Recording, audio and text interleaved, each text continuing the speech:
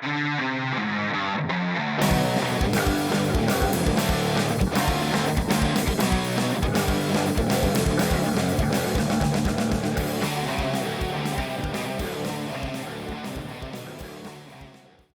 Cheeseheads, bienvenidos a un nuevo episodio del podcast Go Pack Go MX, el podcast de los Packers en habla hispana y la voz oficial de Packers México.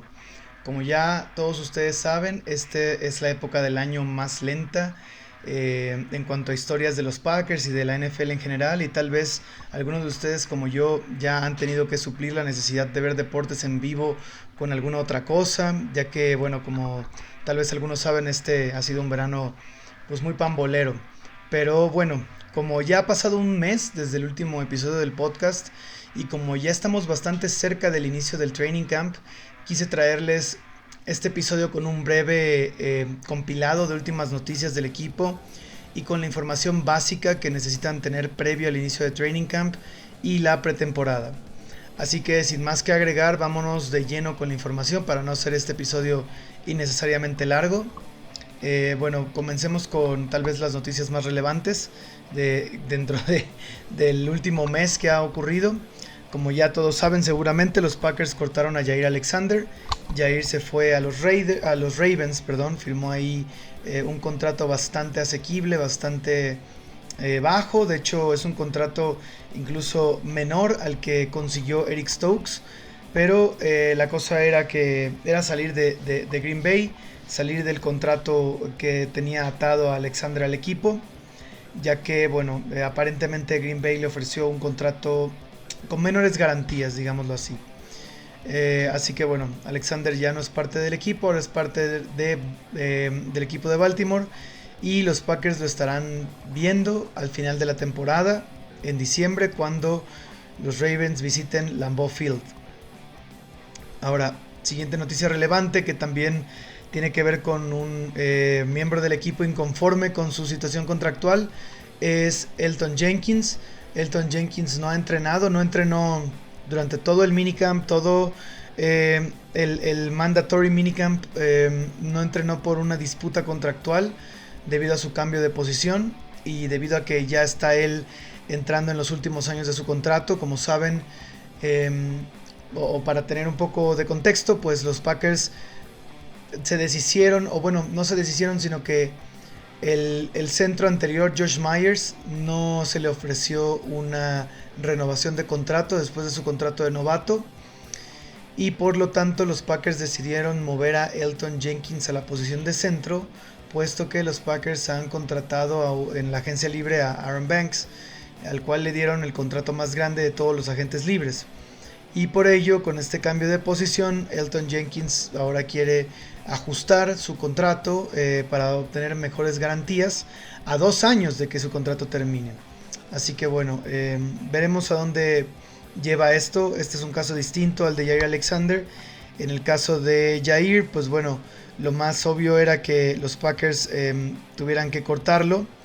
Pero en el caso de Elgton Jenkins, la realidad es que los Packers tienen toda la ventaja. Los Packers lo tienen por 2 años de contrato, y si Elgton no se presenta o no entrena en el training camp, pues va a ser sujeto a multas que no creo que él quisiera tener que lidiar con ello, ¿no? Entonces, pues sí, el tema de Elgton Jenkins creo que puede ser resuelto más fácilmente. Y no creo que le vayan a dar un contrato nuevo, sino por el contrario, creo que los Packers van a querer que Jenkins juegue el resto de su contrato y de ahí no lo renovarán más. Luego, por otro lado, otra noticia más o menos relevante, o al menos a mí me llamó la atención, fue que Bo Melton durante el mandatory minicamp fue utilizado en defensa como corner. Y para mí este tipo de cosas, este tipo de movimientos de posición, sobre todo cuando ocurren de ofensiva a defensiva, no tanto movimientos entre la misma ofensiva, no sé, como convertir a un receptor en ala cerrada o a un receptor en corredor o viceversa, eso no me parece un movimiento tan descabellado, pero sí cuando hay un movimiento de ofensiva a defensiva, ahí me parece que es una situación complicada para el jugador. Y en la mayoría de los casos que se han dado así, tiende a anunciar el inicio del fin para este jugador. Y si bien tal vez no es el fin de su carrera en la NFL, sí el fin con el equipo que lo está probando en la nueva posición. Así ha pasado en Green Bay y así ha pasado en otros equipos, y yo creo que este es un movimiento que no le es benéfico realmente a Bo Melton. Así que bueno, yo creo que hay que estar pendientes. Yo creo que Bo Melton tiene que tener un training camp espectacular para que su lugar en el roster no peligre, porque este tipo de cambios de posición tienden a ser señales de despedida muchas veces. Por último, creo que es una noticia relativamente discreta el hecho de que los Packers firmaron proveniente de Seattle al tackle defensivo Cameron Young. Esto es relevante, pero también discreto, porque los Packers siguen tratando de afianzar la trinchera defensiva para tratar de tener un cambio con relación a lo que lograron con estos mismos frontales el año pasado, ¿no? La temporada pasada. Realmente este jugador Cameron Young no es alguien que mueva la aguja, ni mucho menos.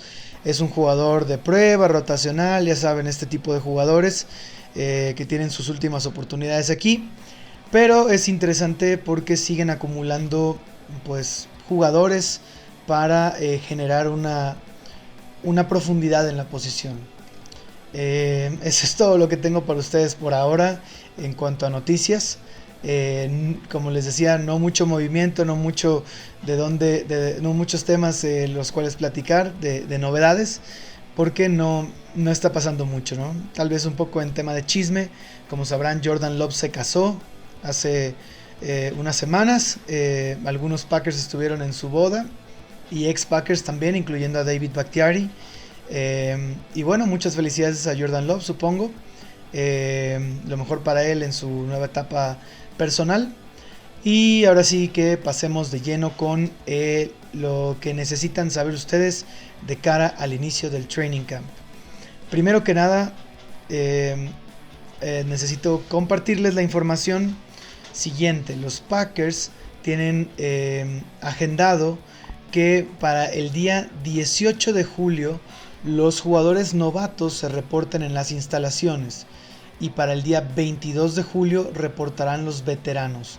Al día en que se graba este episodio, pues sería a final de la semana, cuando los novatos estén presentando en las instalaciones de Green Bay, Wisconsin, para reportar para el training camp. Y los veteranos estarán reportando 4 días después, el martes 22 de julio. Y el inicio oficial del training camp es el 23 de julio, miércoles de la siguiente semana que se está grabando este episodio. El miércoles 23 marca el primer entrenamiento abierto al público, el primero de 3 consecutivos que serán abiertos al público en el campo Ray Nitschke. Entonces el 23, 24 y 25 hay entrenamientos a puerta abierta para que el público que esté ahí pueda ir a verlo. La siguiente fecha relevante dentro de este off-season program es la fecha en la que se llevará a cabo la Family Night. Para quienes no estén familiarizados con la Family Night es un evento bastante tradicional de Green Bay, que ya tiene un buen tiempo ocurriendo. La Family Night es básicamente un partido, es una exhibición, un entrenamiento de exhibición en Lambeau Field, diferente a Ray Nitschke. Es en Lambeau Field, donde pues entrenan por separado ofensiva y defensiva, y luego hay un breve periodo de 7 contra 7 o algunos periodos de 1 contra 1, tanto de receptores contra corners y de linieros ofensivos contra línea defensiva. Anteriormente este Family Night era más bien un scrimmage ofensiva-defensiva. Era pues sí, un entrenamiento que simulaba un partido de ofensiva contra defensiva, pero a raíz de que algunas lesiones graves ocurrieron durante estos partidos, decidieron volverlo más un entrenamiento a puertas abiertas en Lambeau Field. y que concluye con un muy padre show de fuegos artificiales. Y bueno, esto se llevará a cabo el 2 de agosto, que me parece que es viernes, es un sábado. Sábado 2 de agosto se lleva a cabo la Family Night de este año.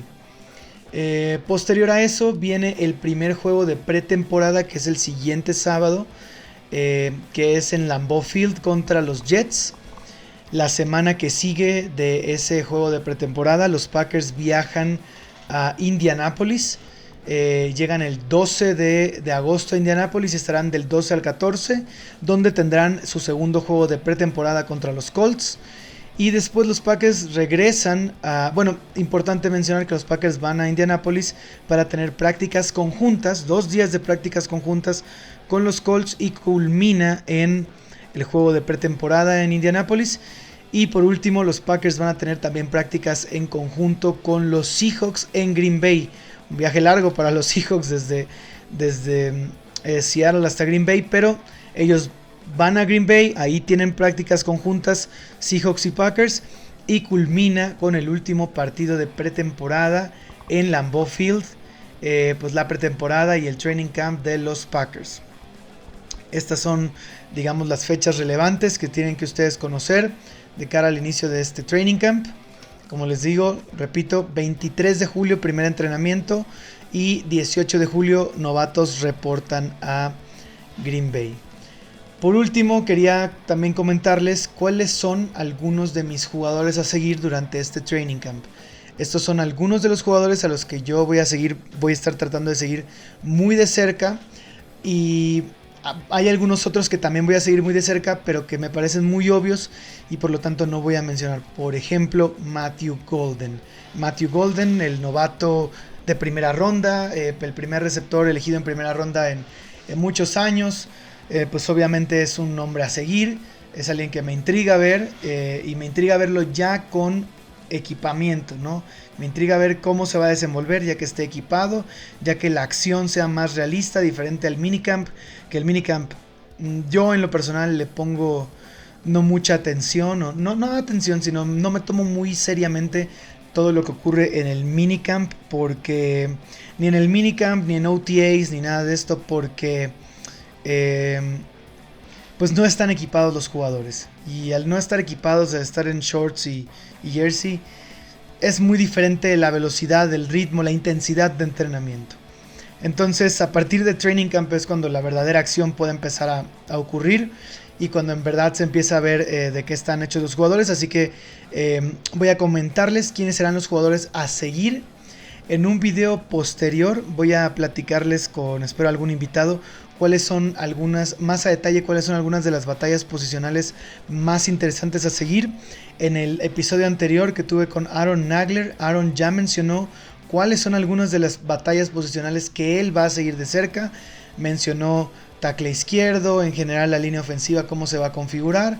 Mencionó corner, la configuración de los corners, y también receptores. Yo creo que esas son las tres más evidentes, las que más hay que seguir de cerca, sin duda, las que más tal vez dudas generen por la cantidad de nombres, por un lado la cantidad de nombres que hay involucrados, y por otro la poca cantidad de nombres que hay involucrados, ¿no? En el caso de corner es una posición algo escasa, detrás de los tres que se perfilan para ser titulares no sabemos si alguien más va a levantar la mano para pelear por un puesto. Y del lado de receptor, pues es una posición que está muy llena de nombres. Hay que ver quiénes hacen el roster y cuántos se quedarían, ¿no? Entonces, bueno, sin más, vamos a hablar sobre los jugadores a seguir durante el training camp. Mi recomendación. Este año en particular, parece que la clase de undrafted free agents, recuerden, estos jugadores que llegan al equipo no por vía del draft y que son novatos, o sea, entraron al draft, nadie los seleccionó y pues los equipos los pueden firmar directamente. Usualmente Green Bay es un equipo que ofrece muchas oportunidades a este tipo de jugadores, y usualmente Green Bay ha tenido unas rachas largas, consecutivas, de jugadores que hacen el equipo. al inicio de la temporada, que vienen de esta vía, undrafted free agents. Parece que este año los jugadores en defensa tienen más posibilidades de hacer el equipo que los jugadores en ofensiva. Me refiero a undrafted free agents, por supuesto, porque los Packers han estado invirtiendo muchas selecciones de rondas altas en jugadores ofensivos, en todas las posiciones, ya sea en línea ofensiva, como ya saben, alas cerradas, receptor este año, corredores, entonces bueno, de todo. Por lo tanto es un poco más difícil que un liniero ofensivo, un drafted free agent, pueda hacer el equipo cuando han drafteado los últimos 2 años a un jugador en primera ronda y uno en segunda ronda. Se antoja complicado para ellos. Lo mismo con receptores, jugadores que ya están, digamos, tratando de demostrar su valía en el equipo, de tratar de ganarse un segundo contrato quizá. La selección de primera ronda de este año. Yo creo que la posición de corredor es la que más abierta puede estar a que un undrafted free agent haga el equipo este año, pero más allá de eso no veo muchas posibilidades en las otras posiciones ofensivas. Sin embargo, por el otro lado, en la defensa pueden haber más alternativas, tal vez no en la línea, no concerniente a tackles defensivos y alas defensivas, pero sí pudiera ser que algún linebacker pueda intentar hacer el roster desde la vía de undrafted free agent. Tyrone Hopper, es un jugador que no ha terminado de convencer, a pesar de haber sido una selección de tercera ronda el año pasado. Puede que esté peleando por un lugar en el equipo, y puede que algún undrafted free agent pueda tratar de hacerse con el puesto de linebacker. Lo mismo con corner, que es como ya les decía, es una posición que está algo flaca, fuera de los 3 titulares. Y tal vez safety también es otra posición que pueda tener apertura para que algún undrafted free agent haga el equipo. Sin más, voy a comentarles sobre los jugadores que yo voy a seguir este training camp. Del lado defensivo, voy a mencionar a mi pick del draft favorito de este año, que es Barryn Sorrell. Barryn Sorrell, ala defensiva que viene de la Universidad de Texas, ex compañero de la primera selección Matthew Golden, y un jugador que estaba en Green Bay cuando fue seleccionado el tercer día. Todos hablan muy bien de él respecto a la buena presencia que es él en un vestidor, y lo talentoso que es él como pass rusher. Algunos hasta dijeron, bueno, yo he llegado a ver comentarios de que fue un poco sorprendente que haya caído a cuarta ronda y finales de cuarta ronda. Por lo tanto, tengo expectativas altas de Barryn Sorrell.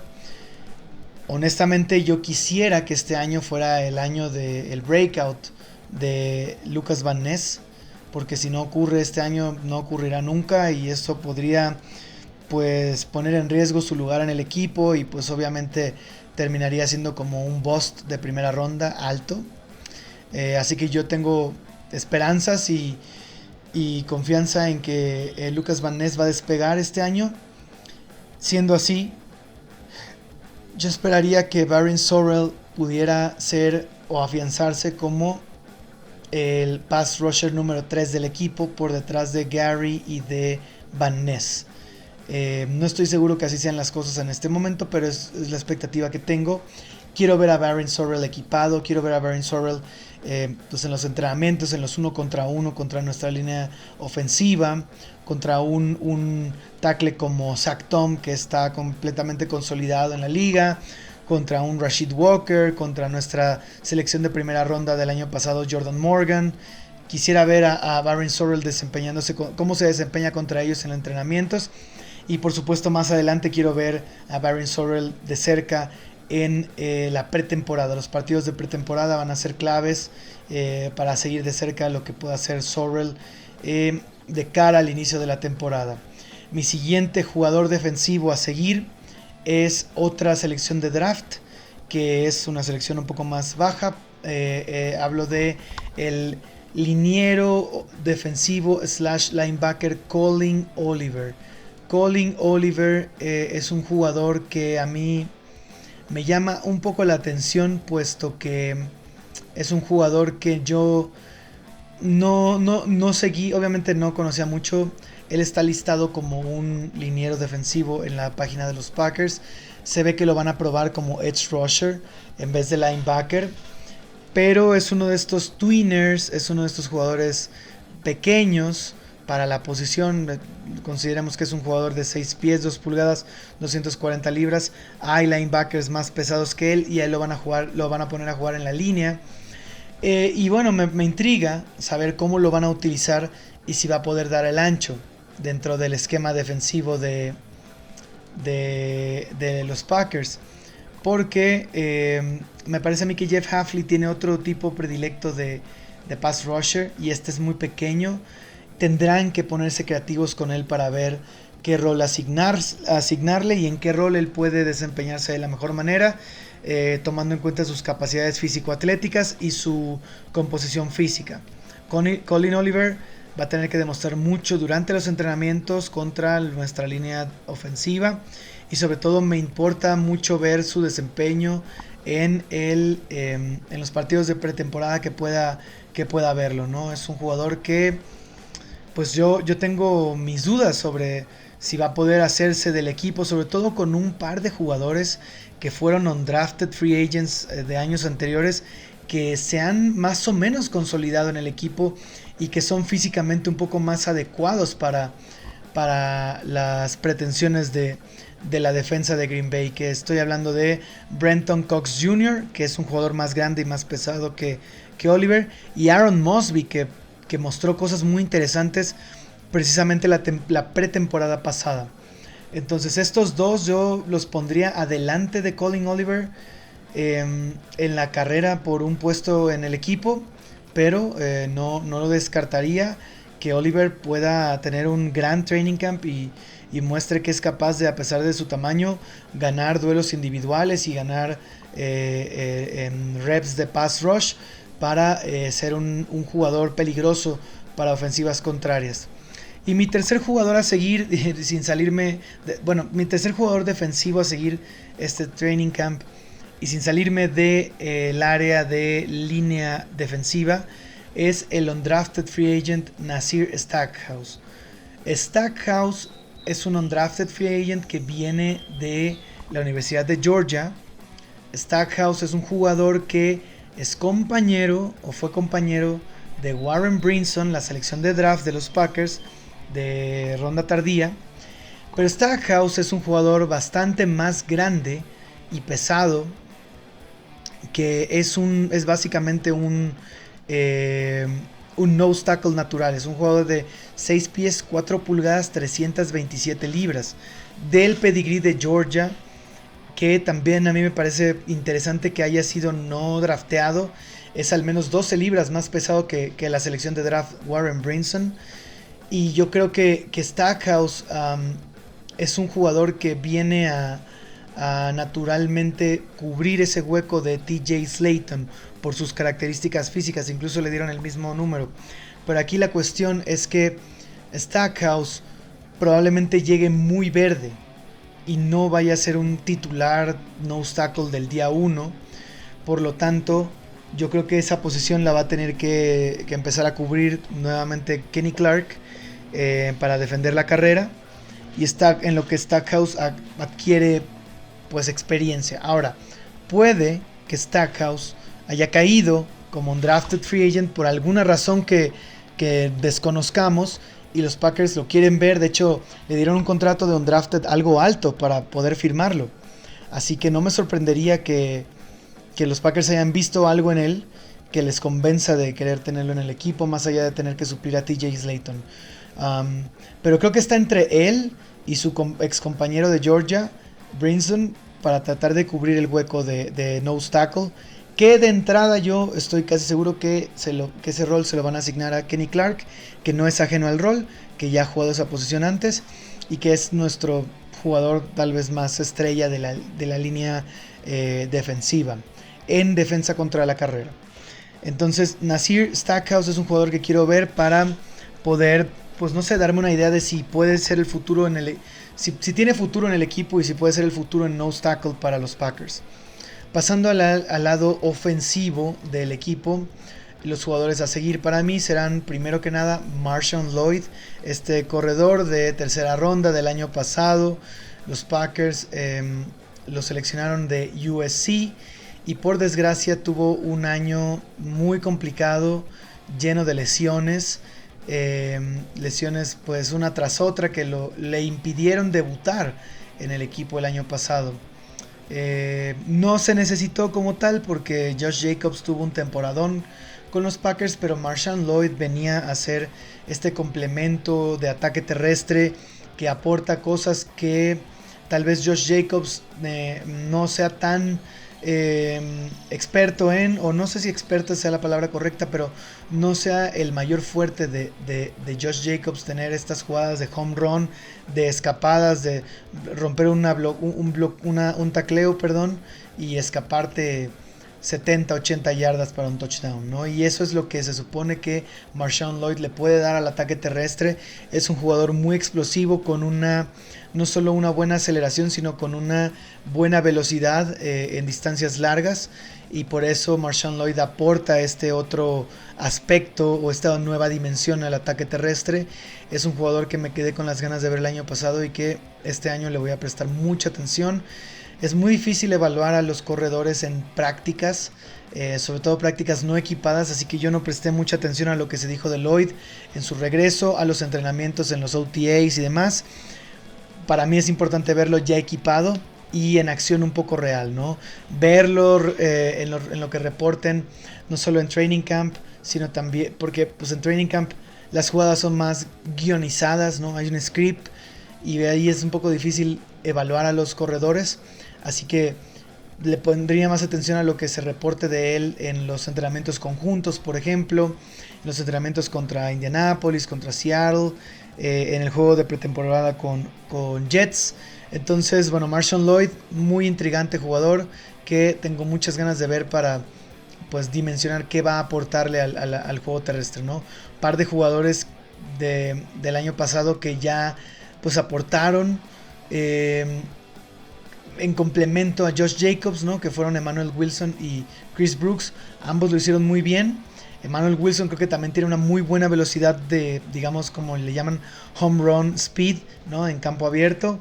Pero tal vez Marshawn Lloyd tenga un nivel por arriba de él. Y es lo que me intriga a mí ver. Si de por sí Eric Wilson era un buen complemento que podía hacer eso, Marshawn Lloyd en teoría viene a ser una mejora a lo que Wilson y Brooks aportaron el año pasado. Así que mucha atención con Marshawn Lloyd.